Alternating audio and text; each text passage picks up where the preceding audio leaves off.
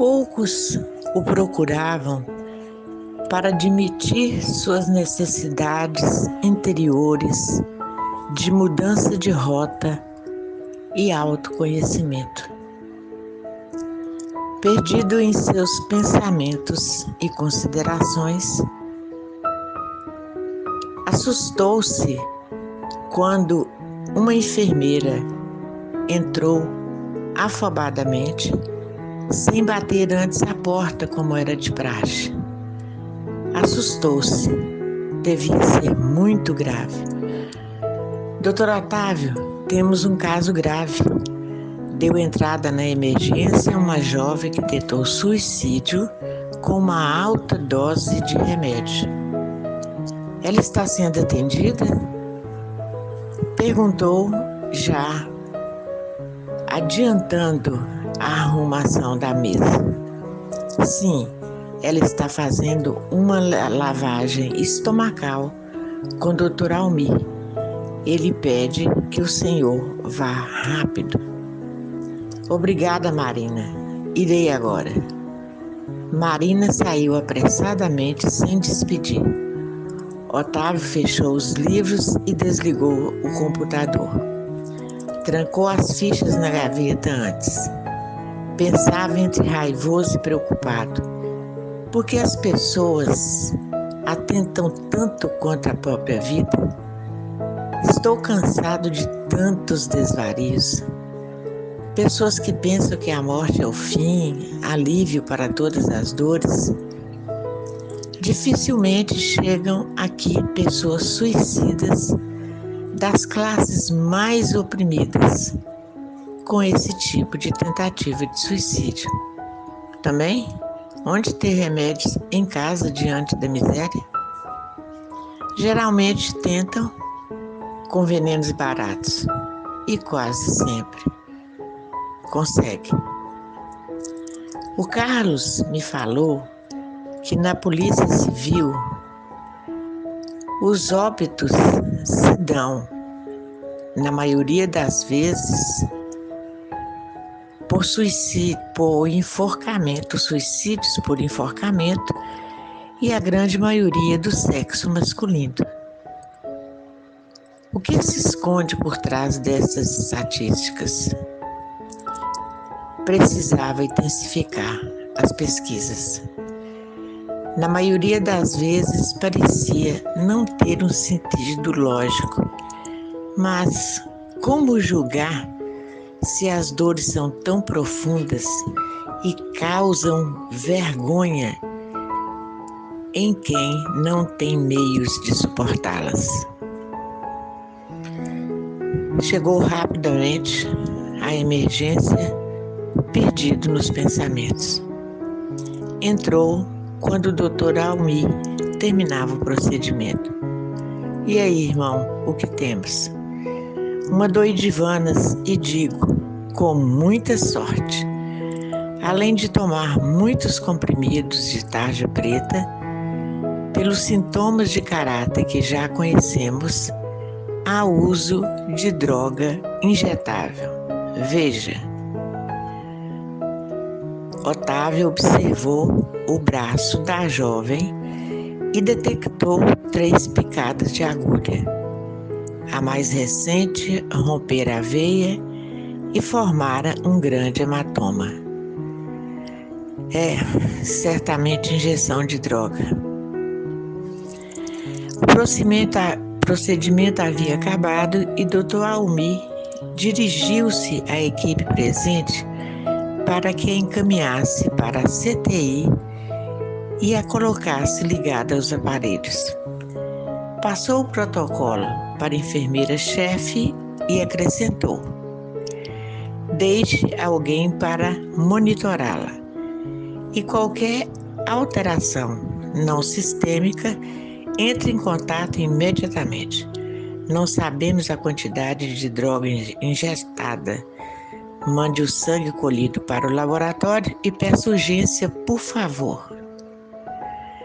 Virando-se para o amigo, disse: doutor Otávio, mais uma paciente para você.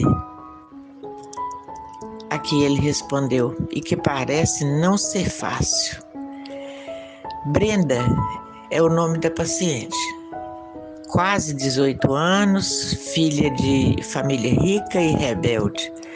São os primeiros dados que temos. Foi encontrada no quarto dela, na mansão, pela camareira, que casualmente ali entrara naquele horário para guardar roupas. Não era seu costume fazer isso com Brenda ainda dormindo.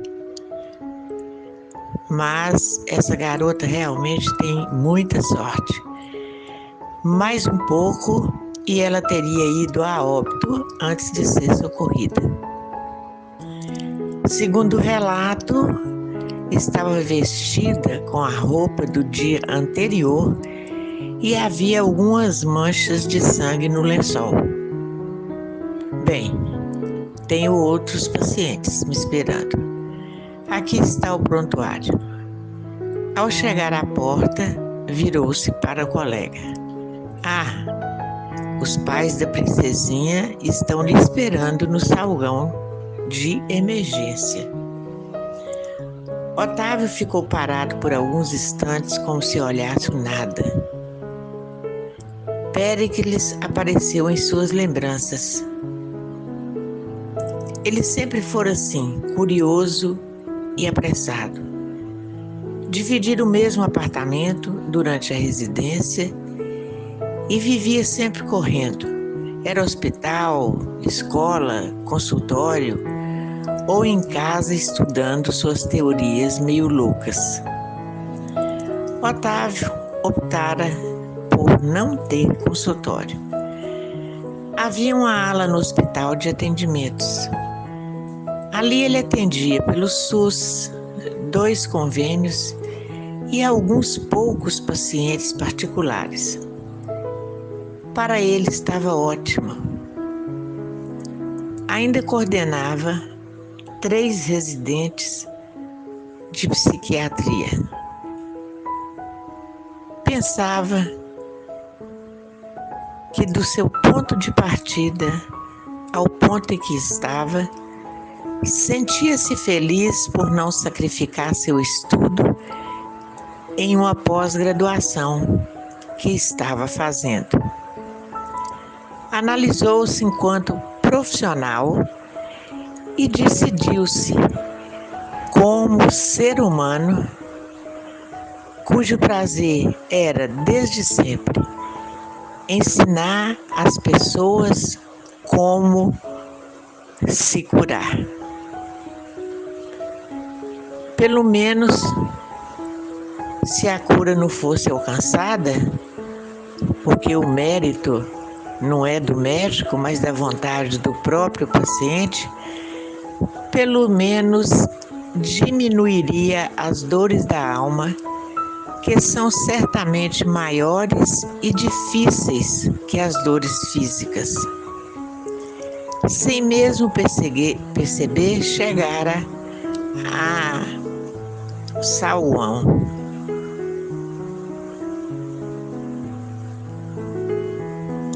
Antes, examinara a paciente, conferindo os aparelhos e voltou-se para os residentes. Bem, colegas, ela está estabilizada. Esperamos os resultados dos exames laboratais. Mirks, você está dispensada. Os colegas aí darão conta do recado. Qualquer alteração, sabe onde me encontrar. Logo chegou a recepção do hospital. Um casal muito bem vestido estava à sua espera. Logo que o viram, aproximaram-se nervosos. A mulher só o olhava através de uma nuvem de lágrimas. Bom dia, doutor. Cumprimentou o homem, sem completar a frase, pois não lhe sabia o nome. Otávio, ele informou. Doutor Otávio, o senhor salvou a minha filha? Acalme-se, senhor Joaquim. Eu sou doutor Joaquim Saldanha e essa é minha esposa Alice. Médico também? Não. General de reserva e hoje atuo como advogado. Bem, a filha de vocês está no CTI e pela gravidade do caso, apesar de ainda ser muito cedo para um diagnóstico, posso dizer que está reagindo bem. Graças a Deus, gritou Alice. Mas vamos até um local apropriado para conversarmos, convidou o médico. Dirigiram-se para uma sala de atendimento que estava desocupada. Apesar de disfarçar muito bem, a mulher olhou ao redor com expressão de desaprovação. Estava acostumada a ambientes luxuosos. Isso não passou despercebido ao profissional. Tomando uma agenda de apontamentos, abriu-a. Sei que o momento é difícil, mas preciso de informações sobre Brenda. Vocês podem imaginar o que a possa ter levado a fazer um ato tão extremo? Doutor Joaquim, muito nervoso, passando a mão repetidamente na cabeça, respondeu: eu não posso entender. Ela sempre foi uma criança doce e quieta. Me preocupava o fato dela estar sempre encolhidinha. Parece até que tem medo do toque. Alice olhou para o marido e com ar de deboche aumentou a voz e se manifestou. Boa menina, me poupe. Ela é uma peste, doutor. Ele não sabe porque é um pai desnaturado que está sempre ausente. Não me dá atenção. É só trabalho, trabalho, trabalho, disse raivosa. Joaquim, contaminado pela injustiça e o mau humor da mulher, respondeu também exaltado: alguém tem que trabalhar naquela casa. Você não tem limites para gastos, viagens para o exterior, compras, diárias, motoristas e empregados. A mulher ia responder enfurecidas, mas Otávio não permitiu. Por favor, senhores, não é hora para se discutir problemas de relacionamento. É a vida da filha de vocês que está em jogo. Os dois se calaram e Joaquim falou enrubescido: desculpe, doutor, ela tem o dom de me tirar do sério. Ignorando o comentário, o médico continuou: algum de vocês tiveram conhecimento que a filha de vocês faz uso de drogas? Imediatamente o pai se colocou em defesa da filha. Não, doutor, ela não faz. Como militar, eu teria percebido algo diferente em seu comportamento. Ela só tem 3 amigos que frequentam nossa casa: Natan, Daphne. Antes que ele concluísse, a mulher tomou a palavra, já gritando: e aquela favelada da Malu? O marido fuzilou-a com os olhos. Alice se recompôs e falou: aos 14 anos, descobri através da mãe de uma coleguinha dela que havia um grupinho na escola que fumava maconha. Imagina o senhor, uma escola cara, a mais tradicional da cidade, como isso pode acontecer? O quê? Espantou-se Dr. Joaquim. Você nunca me falou sobre isso. A mulher respondeu atrevidamente: para você mandar o exército lá para a escola, fazer um verdadeiro escândalo, como é do seu costume, um escarcéu? Senhora, se contenha. Já falei e repito, não é hora para discussões familiares. Dona Alice, a droga não está só nas favelas. Os grandes financiadores do tráfico, milionários que financiam todo o processo. As comunidades são dominadas por grandes traficantes que sempre têm o apoio até mesmo de autoridades, gente acima de qualquer suspeita. Elas estão nas favelas, também como em condomínios de luxo, universidades e clubes famosos. Quais as providências a senhora tomou diante da informação recebida? Eu dei uma bronca nela, cortei coisas que ela gostava de fazer e reduzi sua mesada pela metade. A ênfase dada à questão da mesada era tão grande que o médico se assustou ao valor dado por aquela mãe ao dinheiro. Mas não tiveram um diálogo sério? Insistiu. E ela me escuta, doutor? Dei-lhe os castigos e mesmo assim ela não se importou, sequer mudou de comportamento. A senhora não buscou a área especializada da escola ou um psicólogo para ela? Tentei levá-la à minha terapeuta, mas ela se negou a ir. Quis mandá-la estudar fora do país e ela também não quis, apoiada pelo pai, naturalmente. O senhor não conhece nossa filha, doutor. Ela se tranca no quarto e não há quem a tire de lá. Ela gritou que me odiava e dei-lhe um tapa na cara. Ela reagiu e puxou meus cabelos. Ela me machucou de verdade.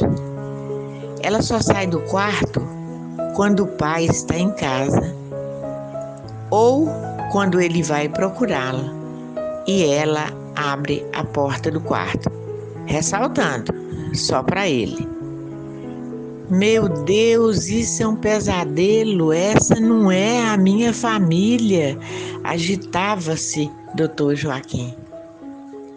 É sim, você não sabe de nada, some para a filial do Rio de Janeiro e não dá nem notícias. Não é verdade, ligo para ela todos os dias.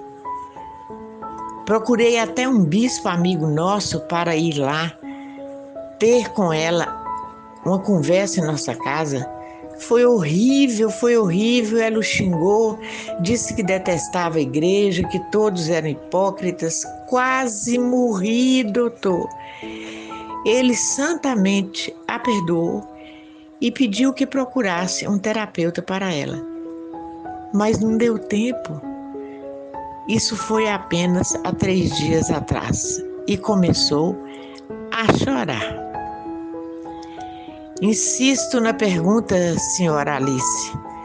Ela continua a usar drogas? Eu não sei, doutor, eu não sei. Continua agindo do mesmo jeito de sempre, fechada. Às vezes passo 2 ou 3 dias sem vê-la. E propositalmente, ela escolhe para estar em casa nos horários que sabe que eu não estou. Ela continua estudando? Ela se desconcertou, olhou em direção ao marido, voltou a olhar para o médico e disse: Eu ia até conversar com o Joaquim ontem. Há 3 dias ela não vai à escola. Fiquei sabendo pela equipe de orientação da escola. O motorista a deixa a um quarteirão porque ela detesta que a vejam com motorista particular. E quando vai buscá-la, ela está lá no horário certo. E a senhora procurou a escola? Ela se calou, assentindo que não o havia feito. Então, ela não tem comparecido à escola. Não resta mais nada além de esperar os resultados dos exames para saber, na realidade, com que estamos lidando. Joaquim, muito confuso, perguntou: posso vê-la, doutor? Nessas primeiras horas, não. As providências necessárias estão sendo tomadas. Limpeza, mudança de roupa, mas ela não está sozinha, está sendo monitorada por profissionais competentes. O casal, diante da negativa do médico, retirou-se.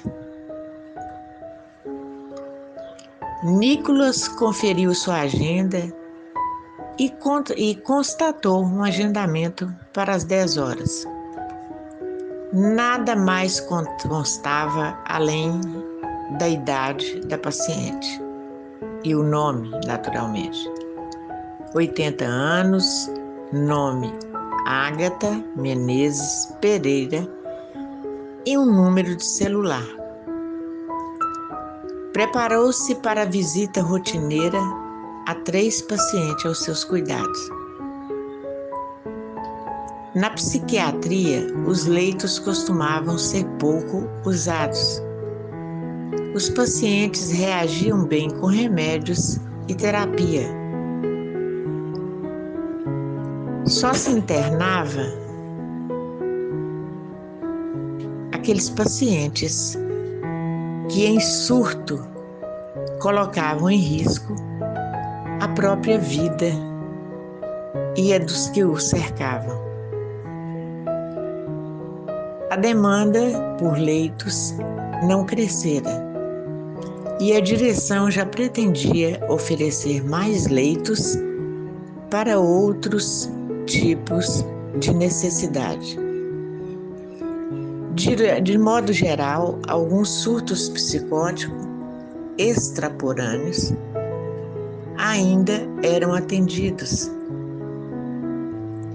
ainda que em casos recorrentes, as famílias cuidavam dos pacientes em casa com remédios e supervisão psiquiátrica.